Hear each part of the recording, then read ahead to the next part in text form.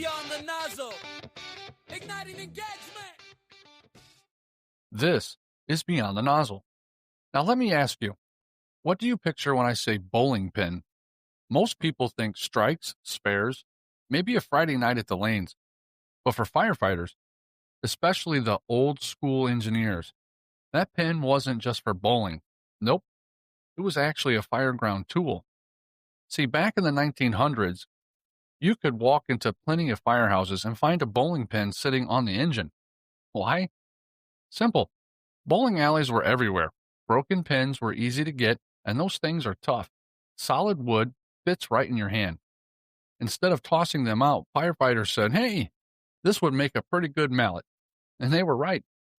Engineers use those pins for all kinds of little jobs, most often loosening and tightening hydrant caps and big hose couplings.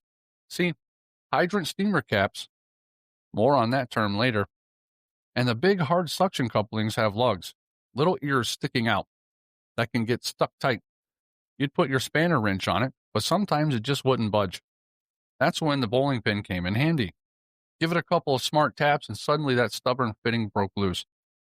Same thing if you needed to snug a connection down nice and tight. You'd use the pin to bump the spanner and finish the job, all without beating up the metal like you would if you used a hammer. And honestly, the design of a bowling pin is perfect for it. Heavy enough to hit with force, rounded so it doesn't chew up the lugs, and long enough to get a good grip with gloves on. That's why you'd often see one sitting right there in the hose tray or the fittings compartment, easy to grab the second you needed it. It was just one of those little firefighter hacks that made sense. Eventually, of course, the pins disappeared.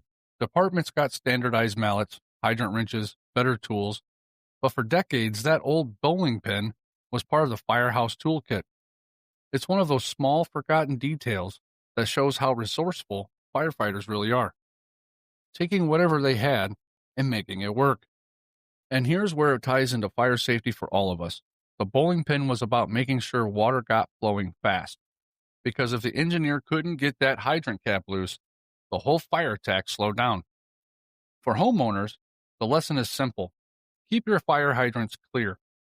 Give it 3 feet of space in every direction. No bushes, no snow piles, no parked cars. You don't need a bowling pin to help your firefighters.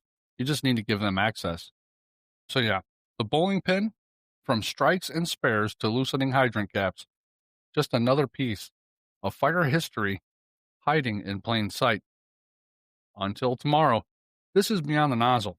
Stay safe, stay engaged, and remember, a simple post can save a life.